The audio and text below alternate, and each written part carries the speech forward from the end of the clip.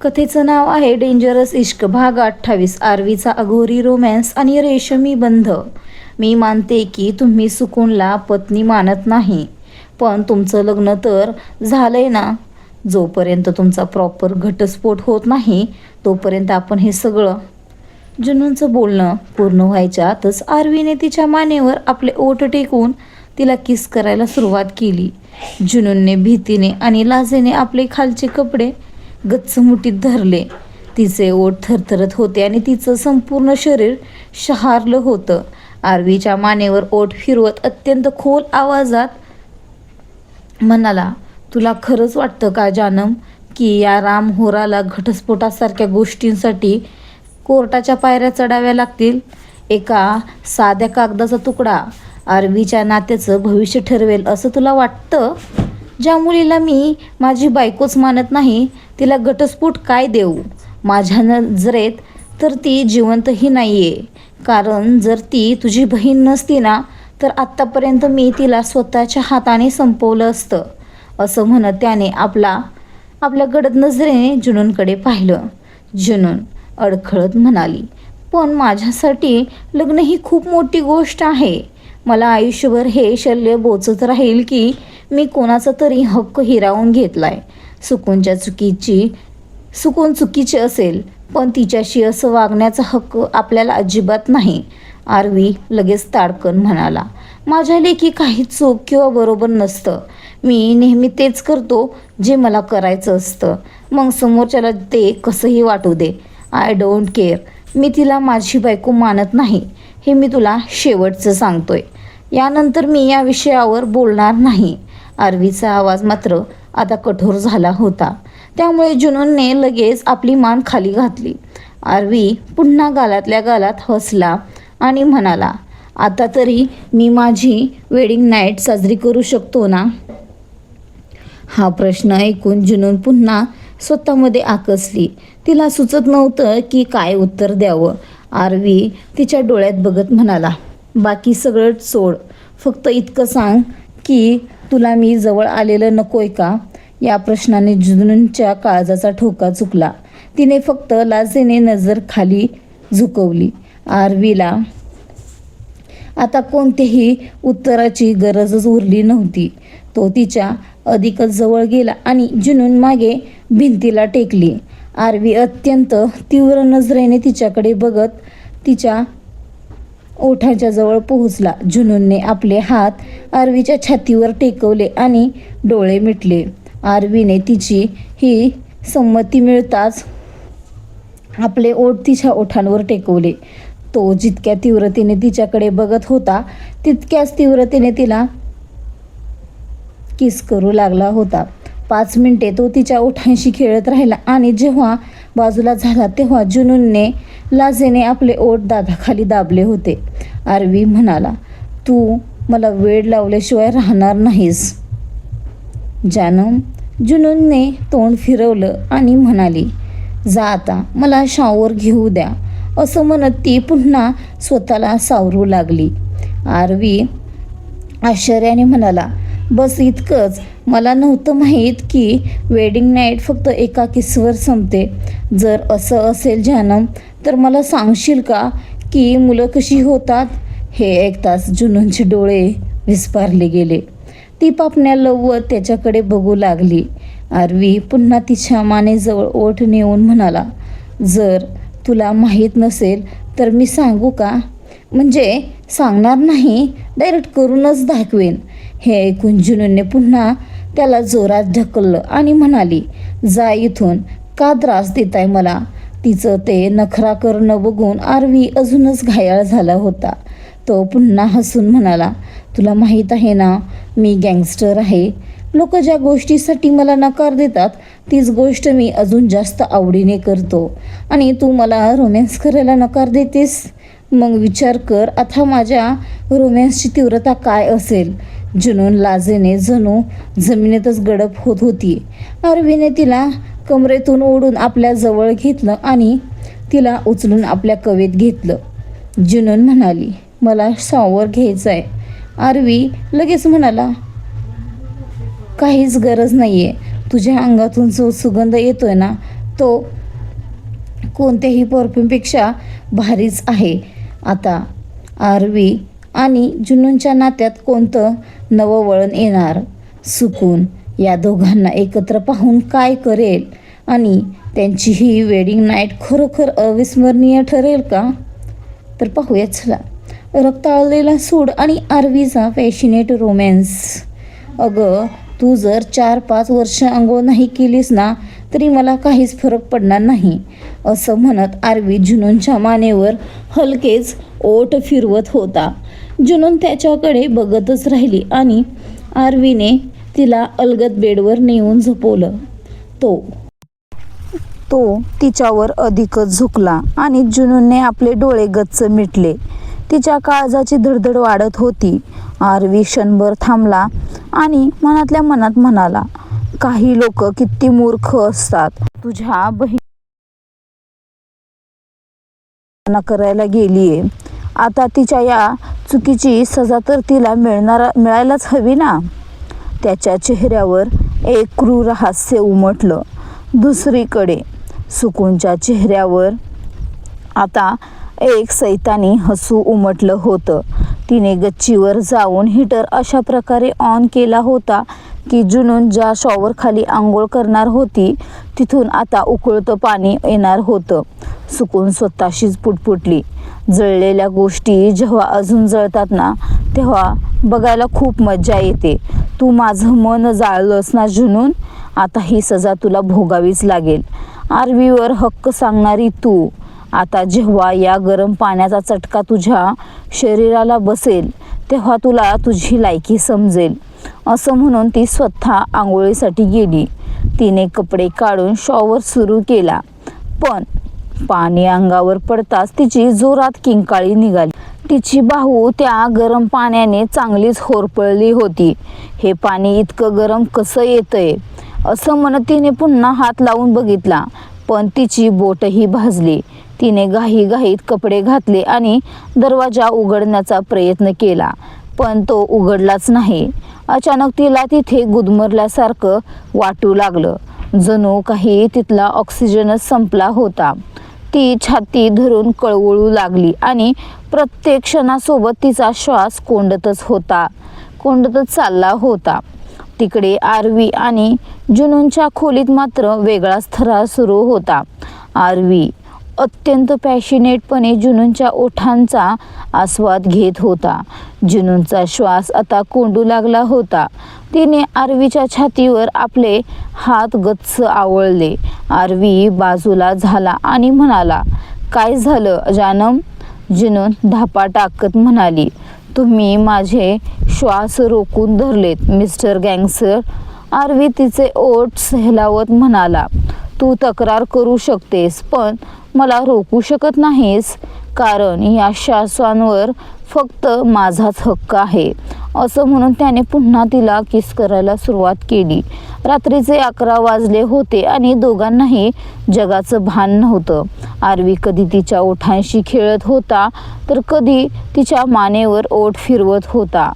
जुनूनच्या शरीरात एक वेगळीच अस्वस्थता निर्माण झाली होती आणि तिचं हृदय जोरात धडधडत होतं.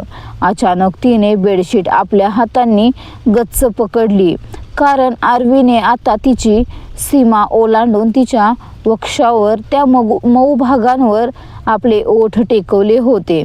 आरवीच्या त्या ओठांचा स्पर्श होताच जुनून खोल सिसकाऱ्या भरू लागली, ज्यामुळे आरवी अजूनच मदहोश झाला आणि त्याच्या स्वतःच्या शरीरातही एक अनामिक खळबळ उडाली होती. आता सुकून या कोंडलेल्या बाथरूममधून स्वतःला वाचवू शकेल का? आरवी आणि जुनूनची ही रात्र अजून किती तीव्र वळण घेणार आणि आरवीने सुकूनसाठी कोणता नवा सापळा रचला आहे? आरवीचा अघोरी न्याय आणि सुकूनसाठीचा नरक. आरवीने स्वतःला आवरलं आणि तो जुनूनच्या चेहऱ्याकडे बघू लागला. जुनूनच्या डोळ्यात मात्र पाणी होतं. तिच्या त्या मऊ भागावर जळल्याचे डाग होते, ज्या डागांकडे ती स्वतःही कधी बघू शकत नव्हती. पण आज आरवी तिथे इतक्या प्रेमाने स्पर्श करत होता हे पाहून तिच्या मनात भावनांचा कल्लोळ उठला होता. आरवीने तिला आपल्या मिठीत घेतलं आणि म्हणाला, झोप आता. जुनून आश्चर्याने बघू लागली. तेव्हा तो हसून म्हणाला, मला माझ्या जानमला कोणत्याही त्रास द्यायचा नाहीये.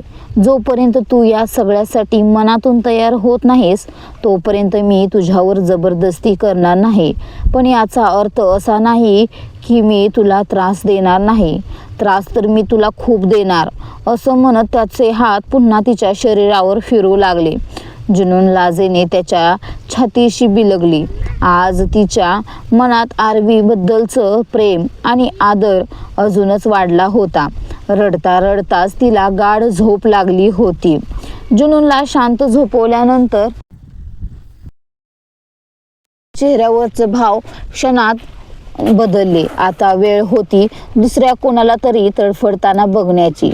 तो बेडवरून उठला आणि सुकूनच्या खोलीकडे वळला, जिथे ती बाथरूममध्ये मृत्यूशी झुंज देत होती. आरवीने सुकूनच्या खोलीत प्रवेश केला आणि थेट बाथरूमचा दरवाजा उघडला. सुकून, जी श्वासासाठी तडपडत होती, तिला समोर आरवीला पाहून हायसं वाटलं. तिला वाटलं तो तिला वाचवायला आलाय. पण आरवी आत आला आणि तिच्याकडे बघत म्हणाला, काय ही अवस्था करून घेतली तू स्वतःची? इतक्या लवकर हार मानलीस? काय झालं? गुदमरायला होतंय का? मरायची वेळ आली का? जर म्हणणार असशील तर सांग, मी तुला उचलून घराबाहेर फेकून देईन, कारण माझ्या घरात मला सुतक नकोय. सुकूनला आता समजलं होतं की हे सगळं आरवीचंच कारस्थान आहे. आरवी जमिनीवर बसला आणि तिच्या डोळ्यात डोळे घालून म्हणाला, तुला काय वाटलं? तू माझ्या जानमला इजा पोचवण्याचा प्रयत्न करशील आणि तू स्वतः मात्र थंड पाण्याने आंघोळ करून आरामात राहशील? असं कसं होईल मेहुणू साहेबा? तू माझ्या प्रेमाला, माझ्या जानमला त्रास द्यायचा विचार करतेस आणि मी तुला सुखात राहू देईन? जर असं झालं असतं तर या रामोराच्या नावावर थुंकलं असतं ना लोकांनी. सुकून धापा टाकत म्हणाली, प्लीज प्लीज मला बाहेर न्या. आरवी क्रूरपणे हसला. नेईन ना, इतकी कसली घाई आहे?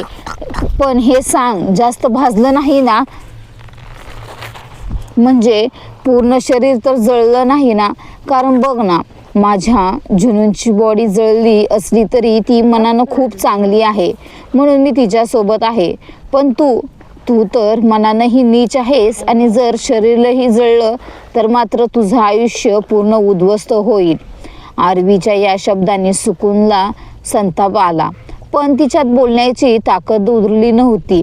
आरवी पुढे म्हणाला, माझं तर मन होतंय तुला याच बाथरूममध्ये जमिनीत गाडून टाकावं. आणि तुला माहीत आहे ना, मी असं काही केलं तरी कानोकान खबर लागणार नाही, अगदी माझ्या जानमला सुद्धा. आता आरवी सुकूनला त्या बाथरूममधून बाहेर काढणार की तिथेच मरू देणार? सुकून या अपमानाचा बदला घेण्यासाठी कोणती सीमा ओलांडणार आणि आरवीचा पुढचा डाव नक्की काय असेल तर चला पाहूया. आरवीचा अमानुष धडा आणि प्रेमाची नवी सकाळ. पण मग मज्जा येणार नाही. एक गोष्ट कान उघडून ऐकून ठेव, जर पुन्हा तुझ्या या नीच डोक्याला त्रास देऊन माझ्या जानमला इजा पोहोचवण्याचा प्रयत्न केलास ना तर गाठ माझ्याशी आहे. यावेळी तुला स्वस्तात सोडले, पण आरवीशी शत्रुत्व तुला खूप महागात पडेल. आरवीच्या चेहऱ्यावर मात्र हिंस्र भाव होते. घामाने डबडबलेल्या सुकूनने थरथरता हात आरवीकडे केला, जेणेकरून तो तिला उचलून बाहेर नेईल. पण आरवीने तिचा हात झटकला आणि तिला फरफटत बाथरूम बाहेर काढलं. तो तुच्छतेने म्हणाला, माझ्या कुशीत येण्याचा मान फक्त माझ्या जानमचा आहे, तुझ्यासारख्या ऐऱ्या कोणाचाही नाही. तिला तिथे सोडून आरवी निघून गेला.